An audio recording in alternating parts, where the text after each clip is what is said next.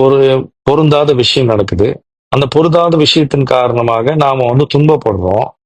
அந்த துன்பப்படுறமே அந்த துன்பத்திலிருந்து விலக்கிக் கொள்ள வேண்டும் என்று நினைக்காமல், அந்த துன்பத்தை பட்ட உங்களை நீங்கள் நேசிக்க ஆரம்பிங்கள். அந்த துன்பத்தையும் நேசிக்க ஆரம்பிங்கள்.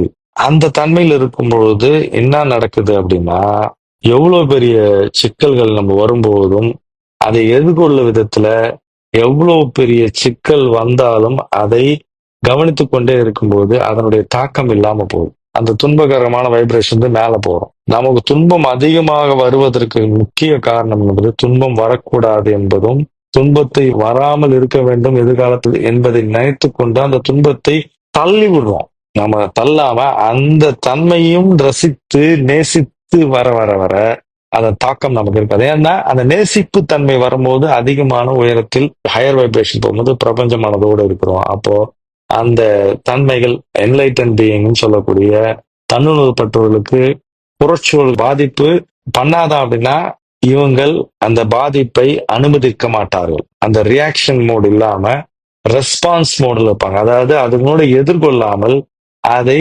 லாவகமாக பார்த்து கவனித்து அதனோடு ஐக்கியப்பட்டு இசைந்து இருக்கும்போது அதனுடைய தன்மைகளை அதையும் நேசிப்பார்கள். துன்பத்தையும் நேசிப்பார்கள், வலியும் நேசிப்பாங்க. அதாவது ஹையர் லெவல் ஆஃப் கான்சியஸ்னஸ்க்கு உங்களுக்கு எடுத்துட்டு போகணும்.